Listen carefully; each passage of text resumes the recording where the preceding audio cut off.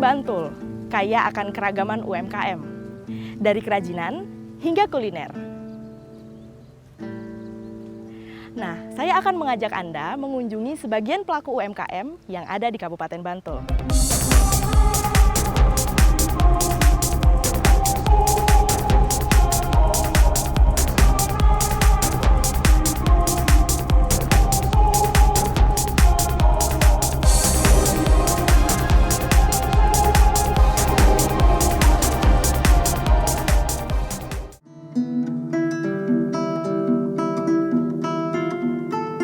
Batik tidak sekedar sebuah busana.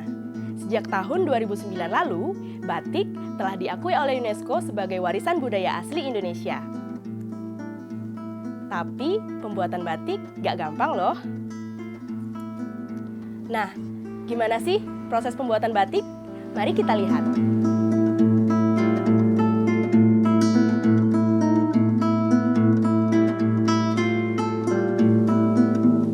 Salah satu produsen batik di Kabupaten Bantul adalah Batik Akasia. Berada di Kampung Gelagah Kidul RT 01, Desa Tamanan, Kecamatan Banguntapan, Bantul. Gerai milik Ii Hurairoh ini memproduksi batik tulis juga batik cap. Dalam pembuatan batik tulis, proses yang dilalui lebih panjang dan rumit dibanding batik cap. Pertama kali, pola dan motif yang diinginkan harus digambar terlebih dahulu pada selai kain mori. Pembuatan pola ini pun tidak bisa dilakukan secara asal. Ii Hurairoh biasanya menggunakan panduan motif-motif yang sudah pakem dalam membuat pola batik yang diinginkan. Proses membuat pola ini dilakukan demi memudahkan pembatik dalam mencoretkan malam pada kain mori menggunakan canting. Dalam proses pencoretan ini, malam berfungsi menutup kain agar motif tidak kemasukan warna yang tidak diinginkan. Batik itu merupakan warisan budaya yang tak benda. Jadi kenapa saya memilih usaha batik? Karena ingin melestarikan budaya Indonesia. Sedikit berbeda dalam proses pembuatan batik cap. Dalam prosesnya, motif batik tidak dicoretkan menggunakan canting, tapi menggunakan cap berupa stempel besar yang terbuat dari tembaga dan didesain dengan motif-motif tertentu.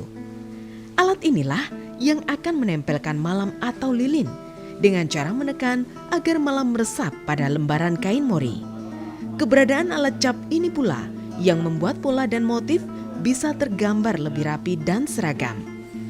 Berbeda dengan batik tulis yang tidak akan pernah sama coretannya, meski melukiskan motif yang sama. Usai pencoretan malam dan pengecapan pada kain mori, proses pembuatan batik selanjutnya adalah pewarnaan. Tekniknya pun beragam, tergantung pola warna yang diinginkan. Ada yang dilakukan dengan goresan kuas besar, ada pula yang lebih rumit jika warna harus ditempelkan pada motif-motif kecil. Penggunaan kuas besar biasanya digunakan untuk mendapatkan keragaman warna pada bagian-bagian tertentu pada kain. Sedangkan dalam pewarnaan dengan teknik colet biasanya dilakukan untuk mendapatkan warna lebih detail pada motifnya.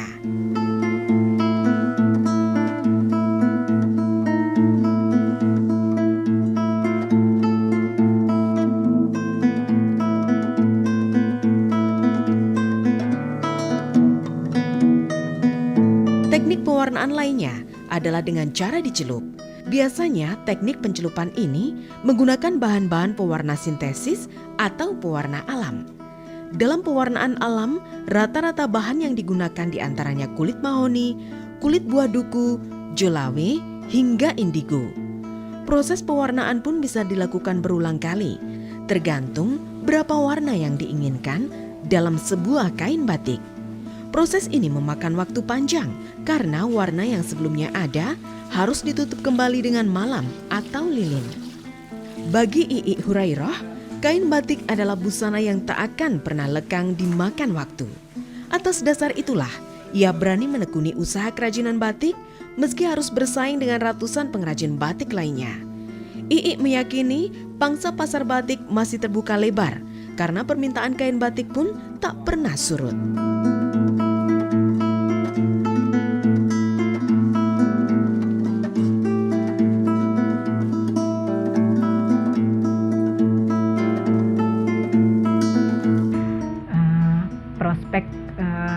itu sangat diminati baik di kalangan orang tua, anak muda sekarang itu.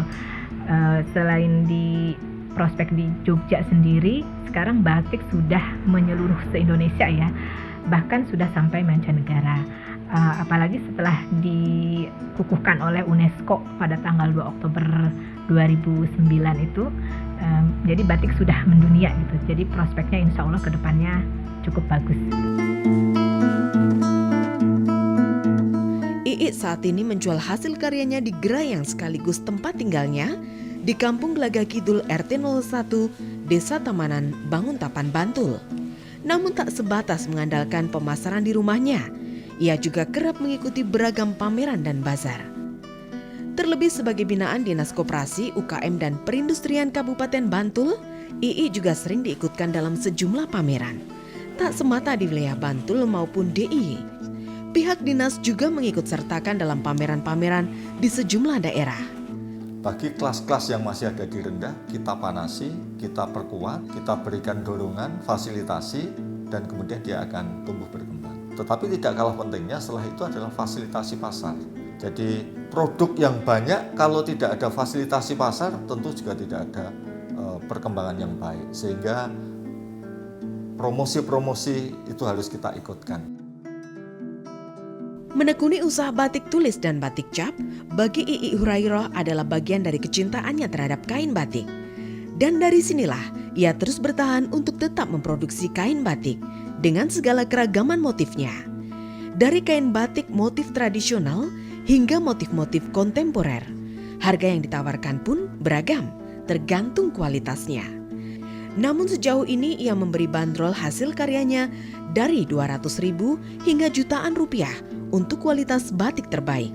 Bagi para pengguna batik itu kan sekarang yang penting asal menggunakan batik aja ya, tapi tidak tahu bahwa itu batik cap atau tulis atau yang batik yang diakui oleh UNESCO. Jadi pengguna asal menggunakan aja, yang penting bermotif batik. Ya, itu padahal itu kan belum tentu batik ya. Jadi tekstil bermotif batik itu tugas pemerintah dan para UKM harus lebih bersosialisasi lagi kepada masyarakat, lebih gencar lagi mensosialisasikan. Kain batik sebagai warisan budaya memang tak akan lekang dimakan waktu.